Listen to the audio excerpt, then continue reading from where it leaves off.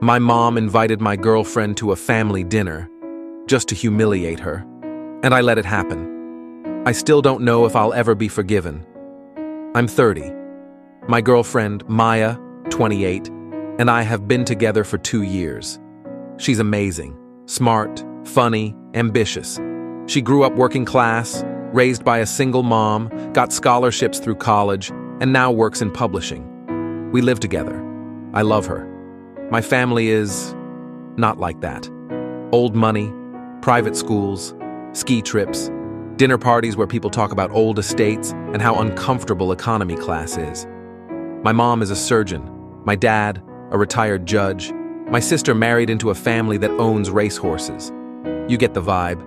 They've always tolerated Maya, but I could tell they thought she was beneath me. Polite smiles, fake compliments, backhanded questions like, So, do you feel out of place at events like this? I called them out once. My mom said, We're just trying to make sure you're not being manipulated emotionally by someone who didn't grow up with what you have. That stuck with me. I started wondering if I was blind. Then came the dinner. My mom invited Maya to this big Sunday dinner, said it was to welcome her into the family officially. Maya was nervous, but excited, bought a dress, brought wine, even practiced small talk topics in the car. We arrive. The table is full. Cousins, aunts, uncles. Everyone's dressed up, too formal, too stiff. Something feels off. It starts subtly. My mom keeps mispronouncing Maya's name, despite knowing it for 2 years. My aunt says, It's cute how you two met on Bumble. I always thought apps were for hookups. My cousin asks Maya, Do your parents vacation much? Her mom cleans houses for a living. Then dessert comes out. My mom clinks her glass. Everyone quiets. She says, We all love Maya, and we know how hard it must have been adjusting to our world, but love isn't always enough. And I hope, if things get hard later, you'll let me help you understand how different backgrounds affect a relationship. It was framed like care, but it wasn't. It was a warning. Maya smiled politely. Quiet.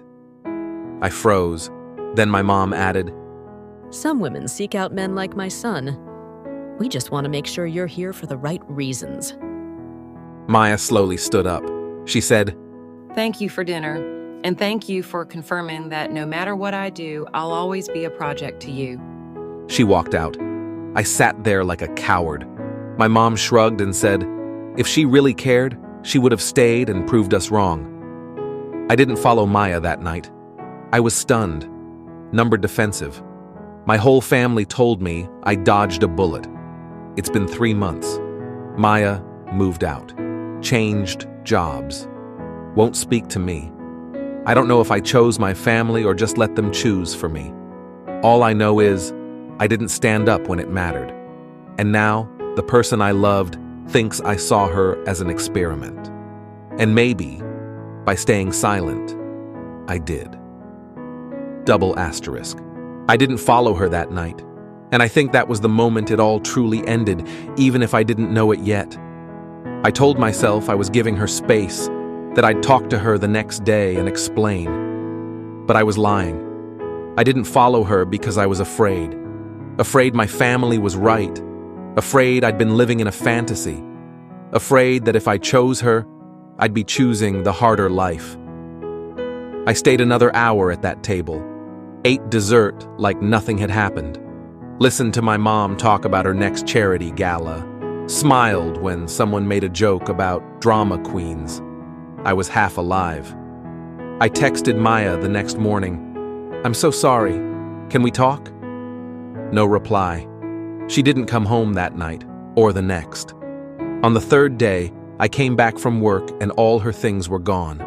Everything. Her books, her plants, even the mug she always left in the sink. There was a note on the counter. One line. You didn't have to defend me, you just had to stand up. That broke me, because it was true. I went to her mom's house. She wouldn't let me in. I called, texted, DM as nothing. She blocked me on everything. The silence wasn't loud. It was surgical. Weeks passed. My mom said I overreacted to a girl's dramatics. My sister told me Maya never fit in anyway. But something shifted in me. I stopped going to family dinners, stopped laughing at their passive insults, stopped acting like their money made them wise. And for the first time, I realized I had spent most of my life trying to fit into an image they created for me. Maya didn't break me out of that. Her absence did. One night, I saw her from a distance, at a bookstore, laughing with someone else. Her energy was different, lighter, like a balloon that finally got cut from the string. I didn't approach her. She looked happy, and I didn't deserve to interrupt that. But a week later, I sent one last message from a new number. I didn't beg. I didn't ask for forgiveness. I wrote, "You were never a guest in my life. You were the only real thing in it. I'm sorry I let a table full of cowards make me one of them." She never responded, but maybe some things aren't meant to be fixed. Maybe some people come into your life to show you who you were and leave so you can finally become someone better. I live differently now. I speak up. I cut ties. I don't sit quietly when people are disrespected. Because once, I had someone who would have fought the world for me, and I stayed seated at a table I should have flipped. Next story. I found out my girlfriend was cheating. During a loyalty test I didn't even set up. Someone else did. I'm 27. She's 25. We'd been together a year and a half. I thought we were solid, like, talk about moving in kind of serious. She's funny, stunning, and knew exactly how to make me feel like I mattered, or so I thought. One night, I get a DM from a burner account on Instagram. It's a screen recording. My girlfriend flirting with a guy who DM'd her pretending to be rich, handsome, and looking for something real. It was one of those TikTok loyalty test accounts. She was caught. The messages were bad. She said she was emotionally unavailable in her current relationship, called me too safe, told him she missed being excited. Then she sent a mirror selfie. You get the idea. I confronted her. She cried, of course, said she was just testing herself, that she wanted to see if she could still pull guys like that, but never had any intention of actually meeting up. I asked, so flirting, lying, and emotionally cheating is fine, as long as it's digital? She said, "It's not real, it's just energy." That line hit me like a truck. I spent a year and a half pouring myself into this woman, supporting her through anxiety attacks, late-night breakdowns, job drama, and she threw it all away for some fake validation from a dude who doesn't even exist. She tried to spin it, said I was controlling for being upset, that if I trusted her, I wouldn't let this bother me. Gaslighting 101. I broke up with her the next day. She posted a TikTok with the caption, "Men can't handle a woman with options." No apology, no ownership, just vibes and delusion. But here's the kicker. Her friends took her side, said I was too intense, and that loyalty tests are just for fun. Fun?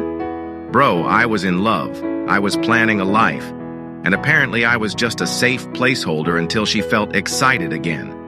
So now I'm wondering, were we ever actually together, or was I just emotional scaffolding until something better came along? Next story.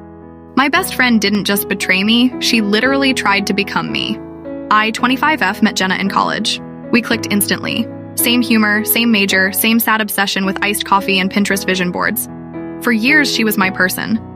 I let her stay with me rent-free when she lost her job, gave her my old clothes, helped her with her resume, even introduced her to my boss who ended up hiring her. I wanted her to win. But slowly things started getting weird. She started copying my outfits, like to the exact shade. I'd wear a black turtleneck and gold hoops one day, she'd wear the same the next. Okay, maybe innocent. Then she cut her hair like mine, same stylist, same photo reference, a picture of me. She started tagging herself in my favorite cafe before I even left the building. Would randomly show up on my dates like, OMG, I didn't know you were here. She was rebuilding herself using my blueprint. It all came crashing down 2 months ago. I was interviewing for a dream job competitive boutique PR firm in New York.